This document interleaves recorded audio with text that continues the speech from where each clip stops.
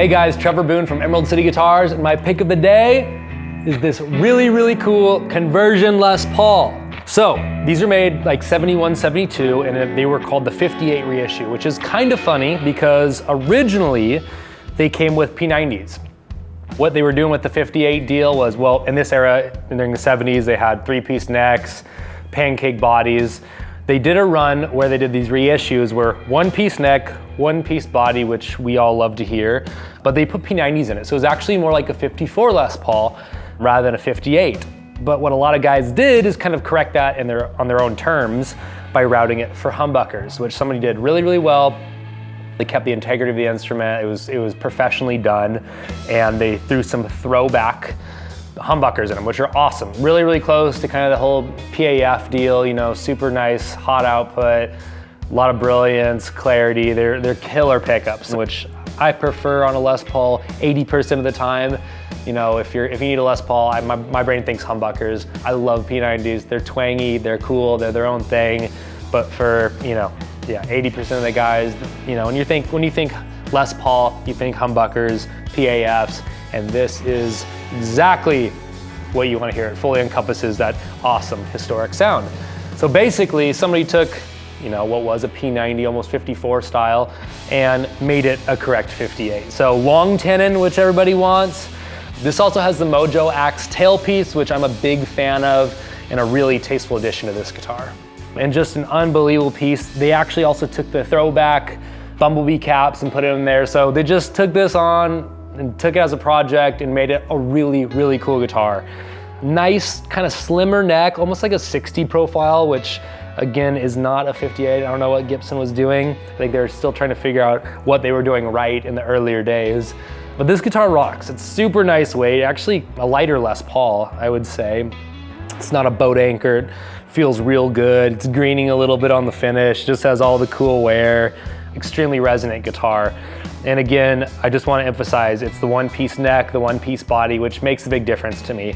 The throwback pickups, the upgraded caps, it's just a really cool, tasteful conversion. By conversion, a lot of guys convert gold tops in the burst, back and forth, vice versa. It's just basically when they're taking a guitar and they're changing the specs generally by era. So anyways, this is supposed to be just like a really cool, standard, badass Les Paul, and it is. I love this thing. Really nice board with some nice figuring, just good rosewood there. And again, nice weight. Everything else is straight up on this guy as far as tuners and all the stuff that you really want to see. I love this guitar. I love seeing these. They never last long because they're extremely affordable and you get so much bang for your buck. Yeah, I'm really into this thing. We just got it. This is the first day it's hit the floor, so I jumped to do a video for it. We're putting 70s on the tag. These kind of were around 71, 72, but I think officially people are saying 72 was when they did that 58 reissue.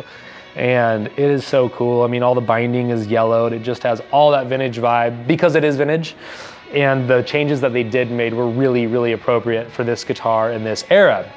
I'm gonna be running it through this unbelievable 1965 Super Reverb, totally straight. Everything dates 65, so it's straight up. And it just has that cool wear where it's not too shiny, not totally trashed, has a nice kind of brown smoked out grill. This thing's played many gigs, but it was baby. There's no major Tolex rips or anything like that. It remains in great condition. The Super Reverb is a super cool amp.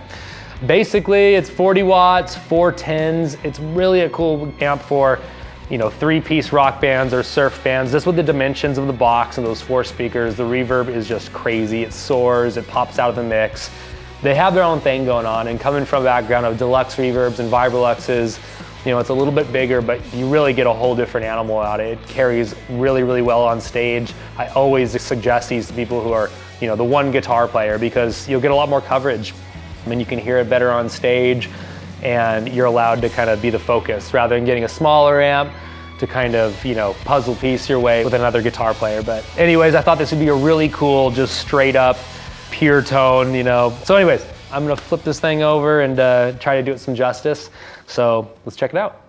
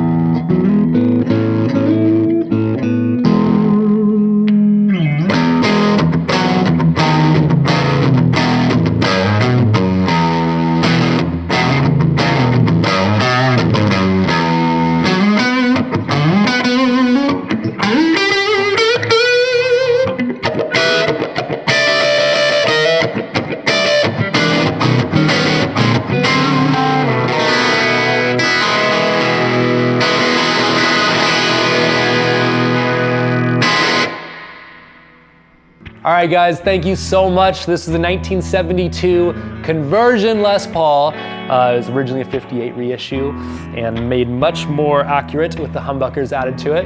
And we played it through the 65 Fender Super Reverb. Thank you so much for watching, and see you next time.